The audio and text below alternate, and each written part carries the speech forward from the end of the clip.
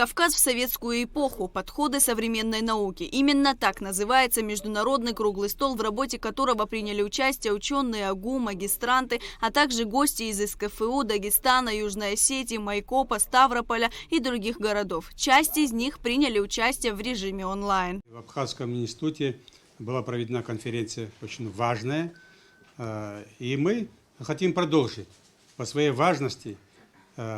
Вот наша тема сегодняшняя, должен отметить, что она не меньше, потому что образование СССР для всех стран постсоветского пространства это очень важное событие было.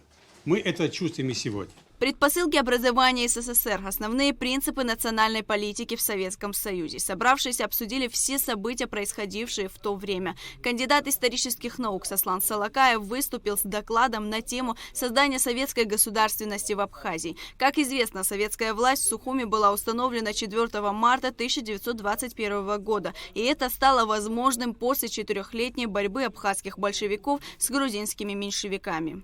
Актуальность данной темы, во-первых, это, конечно, значение, которое имела советская, это и то, что, скажем, независимость современной республики Абхазия имеет глубокие корни.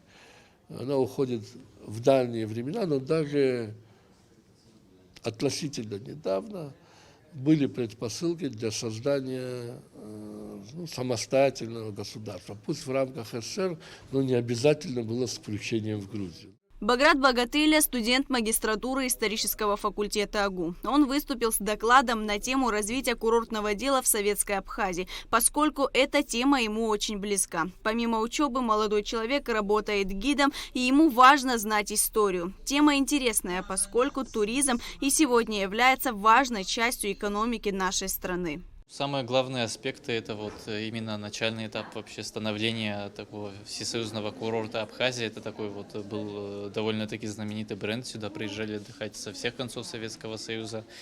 Там лучшие здравницы, курорты располагались у нас в нашей стране. Вот, и доклад затрагивает вот именно те моменты, когда это все только-только начиналось, и вот строительство многих объектов, которые сейчас тоже у нас располагаются. По статистике этого доклада можно сравнить то, что было до советского времени, потому что тогда тоже уже курорты у нас в стране появлялись, хотя вот таких крупных еще санаториев не было, и то, что уже было сделано при советской власти. Вот если берем период, там, допустим, до 40-х годов, сделано было немало, то есть основная вот такая база была осуществлена именно вот в этот период для развития туризма. О создании и функционировании системы правоохранительных органов в первые годы советской власти рассказал заместитель директора по научной работе Гуманитарного института СКФУ Игорь Зазуля. Благодаря новым веяниям, которые произошли после создания советского государства, произошло, во-первых, объединение страны в условиях